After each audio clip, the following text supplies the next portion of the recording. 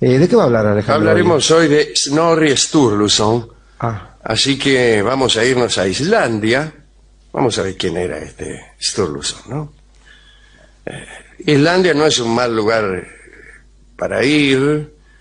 Hace muchísimo frío, pero haría mucho más si no hubiera unas fumarolas, es decir, una actividad volcánica y termal que hace que en esa isla salga agua caliente del suelo. Una isla con mucha actividad volcánica, usted va caminando por ahí, ¡pshá! Sale un chorro de agua caliente del suelo y lo calienta todo. Chorros de humo salen también. Bueno, y la tierra está calientita. Sí. Entonces, por más frío que hiciere... Es como una losa radiante. Exactamente, usted se tira en el suelo y se calienta. Que hay que llevar un jaboncito. Como suele suceder acá en casi también. todas partes. A mí los lugares de donde sale agua caliente siempre me han fascinado. ¿Sí? Como los baños, por ejemplo. Sí. Parece que a Islandia iban todos los noruegos cuando debían exiliarse, ¿no? Queda al oeste de Noruega. Usted está en Noruega y si quiere exiliarse en Islandia, se sube a una nave y camina hacia el oeste. Hacia el este, por mar en Noruega, es muy difícil que consiga gran cosa. Y allí, en Noruega, o quizá en Islandia, nació Snorri Sturluson, hace mucho. Estamos hablando del año 1179, plena Edad Media. En la Sturlunga Saga, es decir, en la saga de Sturlung, se lee que Snorri fue diestro en todas aquellas cosas donde puso la mano. Está bien dicho, ¿no? Allí donde metía la mano, lo hacía bien. Es algo que no todos pueden decir. Aún se conserva, por ejemplo, una pileta circular tallada en piedra que el propio Sturluson reconstruyó y utilizó precisamente para contener aguas termales. Me dirán ustedes, no parece cosa demasiado asombrosa esto de labrar piletas en piedra. Bueno, pero lo asombroso vendrá más tarde. A los 20 años se casó con una mujer rica, tampoco es muy asombroso, y esta mujer le dio 2 hijos. Quiero decir que tuvo 2 hijos. Se separó años después. Esta mujer era hija de un sacerdote, pero en realidad no había en Islandia en aquel tiempo celibato eclesiástico obligatorio, así que no es para andar asombrándose tampoco por esto. Snorri fue un famoso jurista y abogado. A los 35 años fue elegido presidente de Althings, que era la Asamblea Legislativa y también Suprema Corte de Justicia de Islandia. Al presidente de esta asamblea se le llamaba narrador de la ley. Todos los años el tipo se ponía delante de la gente y recitaba la ley. Como si alguien se pusiera ahora, por ejemplo, el presidente de la Suprema Corte de Justicia, a recitar una vez por año el Código Civil. De Vélez Sarsfield, ¿no? El Fortín de Villaluro. Don Dalmacio. Sturluson era también poeta y desde luego lo recordamos como poeta. Había dedicado, siendo presidente de esta asamblea en Islandia, unos poemas al rey Hakon de Noruega y a su mujer, la reina. Bien, hablaremos quizá de este poema alguna vez. Hatatal, el censo de estrofas se llama, ¿eh? Bueno, el rey Hakon de Noruega le envió unos regalos y lo invitó a su corte, prometiéndole honores. Mire, le agradezco mucho el poema. Si usted quiere, venga a visitarme acá en Noruega, yo lo voy a distinguir con unos sándwiches. Ahora bien, Islandia era una república independiente. Y por el otro lado estaba Noruega, que era un reino. Presidente de la Asamblea de la República de Islandia, Snorri Sturluson. Rey de Noruega, Hakon. Muy bien. Hakon lo invitó a la corte en 1218. Snorri fue a Noruega, en cuya historia además era erudito, y sobre la que escribiría después. fue a Noruega Snorri y el rey lo nombró Lenderman, que quería decir varón, un título que jurídicamente lo hacía súbdito del rey de Noruega. Y el rey le empieza a regalar cosas. Regaló unas propiedades. Y en determinado momento, Snorri le prometió al rey de Noruega, entre regalo y regalo, lograr que los islandeses aceptaran la soberanía del rey noruego. En una palabra, le estaba entregando la república, o le estaba prometiendo la entrega de esa república. Se me dirá, yo he escuchado antes esta historia, la historia de un señor que viviendo en un país recibe la invitación de un rey extranjero, acepta regalos y sobornos a cambio de entregar toda o gran parte de la soberanía de su país. ¿Dónde habrá escuchado uno de esto? Bueno, no lo sé.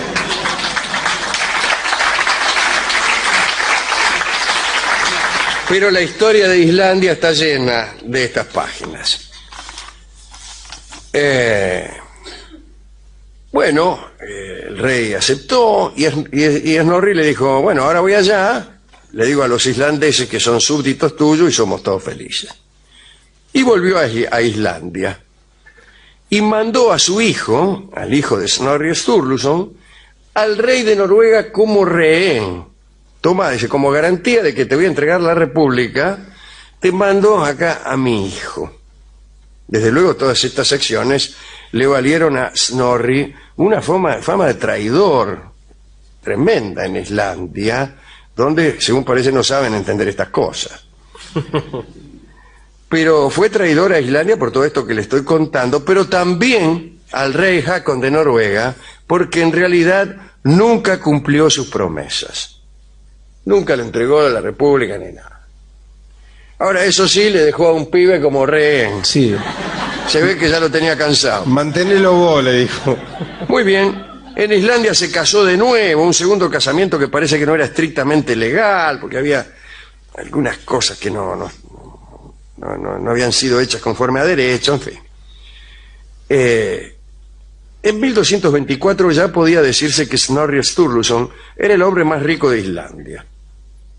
Con todos los regalos que le había hecho el rey de Noruega y con algunos mejunjes que había hecho para hacer negocios raros, era muy rico. También el más avaro y con toda certeza no el más valiente. Parece que discutió con otro de sus hijos, el mayor, y le negó la herencia, y el hijo mayor también se fue a Noruega. Y allí tuvo un altercado con un señor llamado Gissur Thorvaldsson. Recuerden este nombre, Gissur Thorvaldsson. Y Thorvaldsson, en virtud de este altercado que tuvo con el hijo de Snorri, lo mató. A todo esto, el rey Hakon de Noruega cada tanto le mandaba una carta a Snorri y le decía, ¿cuándo me vas a entregar la República de Islandia? Que yo estoy aquí escupiéndome las manos. Snorri le daba largas, qué sé yo, ¿sabes cómo es esto de entregar una república? No es fácil. Finalmente, el rey Hakon se dirigió a un sobrino de Snorri, que se llamaba Sturla Sigvatsson, para que le entregara a Islandia. Le dijo, mira, ya estoy cansado de pedirle la República de Islandia a tu tío. ¿Por qué no me la entregás vos? Y este Sturla Sigvatsson estaba enemistado con su tío Snorri. Se tenían bronca. Y bueno, te la entrego, que no te la entrego, que le tengo bronca a mi tío, que le tengo bronca a mi sobrino. Se armó una guerra civil en Islandia. ¿Vio cómo es esto? Sí. Que te la voy a entregar, que no, que se la entrego yo, que momento, que mensaje va, mensaje viene. Guerra civil entre los que querían entregarle la república al rey Hakon de Noruega y entre los que no querían, y entre otros que ni querían ni no querían. Muy bien, Snorri Sturluson, que era poeta y era diestro en todas las cosas que hacía, como hemos dicho, se puso al frente de un ejército en la guerra civil y se preparó para la batalla. Juntó las tropas, las adiestró, las preparó, esperó el momento de la lucha y en el amanecer del día en que debía batirse descubrió que no podía pelear porque había nacido cobarde. No tenía coraje para entrar en batalla. Entonces hizo lo que generalmente aconseja la prudencia que hagan los que tienen miedo de entrar en batalla. O sea, Salió rajando. Huyó a la costa oriental de Islandia y después a Noruega. La guerra siguió. El sobrino Sturla, pereció en el combate y Sturluson quedó exiliado en Noruega.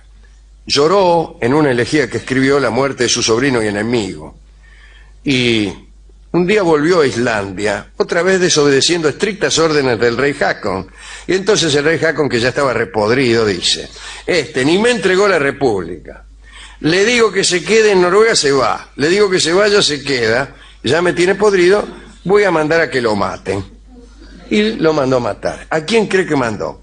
Bueno, a este amigo Gissur Thorvaldsson. Dice: andá y matalo, ya que mataste al hijo, andá y matá al padre también. Y así fue. Gissur Thorvaldsson rodeó la casa de Snorri. Snorri había recibido un mensaje de advertencia, escrito en runas y cifrado, pero no lo pudo entender.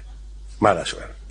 Llegó Gissur con sus hombres, uno de ellos llamado Arni Briskr, que quiere decir Arni el amargo, de modo que Briskr quiere decir amargo en aquel idioma. ya sabemos hablar. Ya sabemos prácticamente hablar. No tiene que pedir un mate, ya sabe. Es muy fácil. Briskr quiere decir amargo y todo por el estilo. Y lo mató, lo liquidó. 10 años después también mataron al propio Arni el amargo y después se lo cargaron al propio Gissur Thorvaldsson. Así, allá cuando empezaba el juego de asesinatos no terminaban nunca. Bueno, este hombre, Snorri Sturluson, es el que escribió la Edda, el libro del que no hablaremos hoy, pero el libro que nos ha servido para contar muchísimas historias aquí en el programa.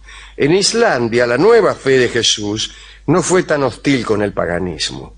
Se entendieron más o menos, no hubo mucho lío para imponer la fe de Cristo, y en Noruega tampoco. Los noruegos solían tener una especie de indiferencia religiosa propia de aristócratas. Y algunas generaciones después los chicos miraban la fe pagana con la nostalgia de las cosas perdidas. Entonces Snorri escribió la Edda, que es un manual sobre la religión de los vikings, pero escrito en épocas cristianas, con cierta ironía, con cierto escepticismo, lo cual en lugar de arruinarlo lo hace muchísimo mejor. La Edda tiene 3 partes. Hay un discurso preliminar donde se hace referencia a la fe cristiana y después vienen las 3 partes, que son: la primera, la alucinación de Gylfi, que es un tipo que llega a un lugar y se encuentra con 3 entidades que en realidad son 3 dioses, y estos 3 son los que cuentan absolutamente toda la cosmogonía, la riquísima cosmogonía de los nórdicos. Le cuentan a un supuesto rey de Suecia que llega allí episodios maravillosos.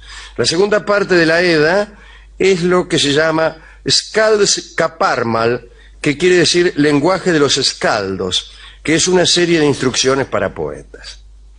Odín y un rey llamado Argir se debe decir, conversan a la luz de las espadas, porque las espadas de Odín eran tan brillantes que no hacían falta lamparitas.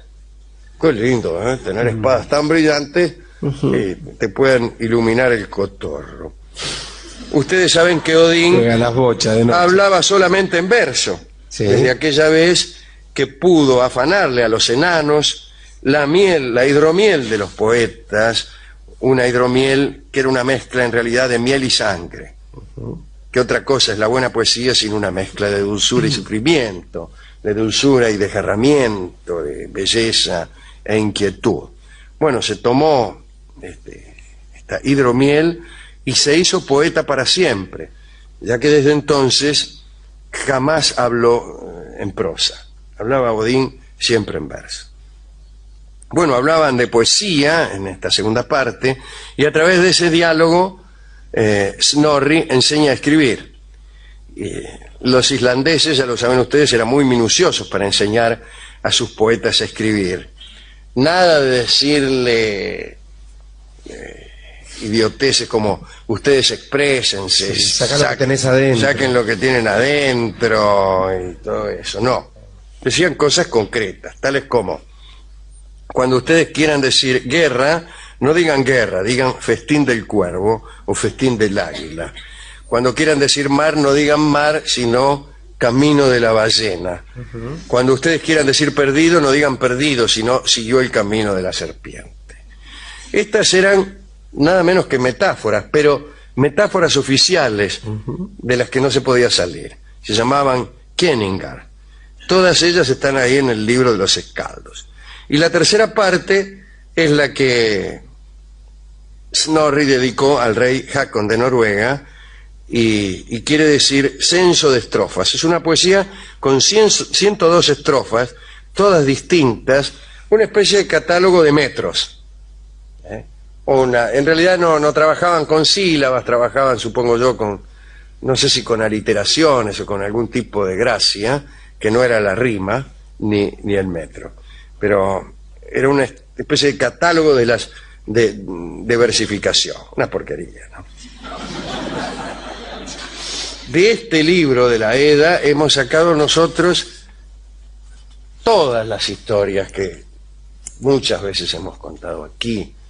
La historia según la cual Odín llega hasta la fuente de Mimir, que era la fuente que proporcionaba la sabiduría, y le pide al fontanero un vaso del agua milagrosa que allí surgía, y el niato le dijo: tenés que sacarte un ojo para que yo te deje tomar. Y Odín se sacó un ojo y desde entonces es tuerto, pero sabio. Conocía Odín cuál era el valor de la sabiduría y estaba dispuesto a pagar el precio. También contamos allí la historia de Balder, el más querido de los dioses del Asgard, y contamos que lo querían tanto los dioses a Balder, que para que no se muriera, para que nada pudiera hacerle daño, hicieron un pacto, como hemos contado muchas veces, con todas las cosas del universo. Todos los objetos del universo prometieron no hacer daño a Balder. Pero se olvidaron de pactar con una, que era una plantita tan humilde, el muérdago, que se les pasó, no pactaron con el muérdago. Y en una ocasión, aprovechando este pacto de los objetos, los dioses le tiraban lanzas, fuego, piedras enormes a Balder y ningún daño le causaban, ya que el mundo entero, los objetos todos del mundo se habían comprometido a no dañarlo. Pero hay un dios ciego, aleccionado por Loki, que era un poco malvado, le tiró una ramita de muérdago, así nomás, una ramita, pum, y lo mató. Esa historia. La historia sigue de un modo que no siempre contamos. Que le fueron a pedir clemencia al infierno. Y en el infierno estaban de buen humor ese día y le dijeron: bueno, mira, podría ser, vamos a ver, vio cómo son los burócratas infernales que te hacen desear. Momentos, Satanás no está, pero ya viene. Bien. Está en una cena de beneficencia.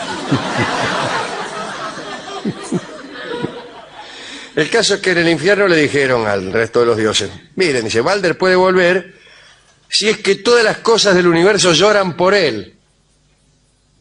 Bueno, muy bien, allá fueron otra vez los dioses a decirle a las cosas del universo, a las mismas cosas a las que ya le habían dicho, no le hagan daño a Balder. Explicar, que mirá, Balder se ha muerto y para que vuelva, todos tienen que llorar. Y todas lloraron. Las estrellas, los planetas, los hombres, las mujeres, las armas, las plantas, las lanzas, las piedras, los ríos, los mares y los lagos y las montañas y los glaciares. Todos lloraron. Pero en una cueva había una vieja que no lloró. Y por esa vieja, Balder se quedó en el infierno, pero oh sorpresa, esa vieja vino a descubrirse que no era otra que Loki, el dios malvado, el mismo que le había dado el muérdago al dios este ciego y le había dicho tiráselo, que no le vas a hacer nada. Así que, bueno. A mí me gustó mucho esa historia porque, si bien los nórdicos no le pusieron ninguna moraleja, uno podría decir que es una linda estructura que una sola cosa detenga la caravana de todas. Que una cadena tenga la fuerza del eslabón más débil, que una caravana tenga la velocidad del camello más lento. Y para nuestra almita también, uno solo que no nos quiera es suficiente para hacernos llorar de amor. Pero hubo muchas historias también aquí en la Edda, que es extraordinaria y de lectura amenísima. Sería bueno que muchos jóvenes se acercaran a la Edda, escrita por este hombre, Snorri Sturluson, que era un gran poeta y que era cobarde. ¿A quién quiere dedicar usted esta recordación de Snorri? Me ha dejado pensando, Alejandro. Usted sabe que nosotros en este programa solemos decir que a los poetas hay que juzgarlo por sus mejores versos. Este es un caso bastante particular, ¿no? Digo, estamos hablando de un, como lo llamó usted, al del infierno, un burócrata infernal. Y la dedicatoria está dirigida a aquellos que sufren las desgracias de haberse topado con un burócrata infernal, sean el dios Balder o sean algunos pueblos que han tenido que sufrir a esta gente que por 2 monedas venden a la patria. Pero permítame que marque la maravilla de la poesía y del arte, Alejandro, que hacen que un hombre que yo lo escuchaba e iba sintiendo algunas cosas, porque yo hasta esta noche era muy admirador de este hombre, habiéndolo leído tanto. El arte que permite que, independientemente de estas cosas, se lleve por delante uno la valentía y el honor. Uno se topa con Odín, se topa con Balder, se topa con la valentía del dios Thor.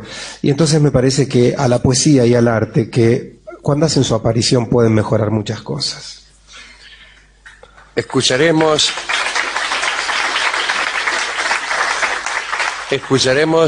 el tango que se llama Cobardía, en la versión de su autor, el estupendo Charlo. Adelante.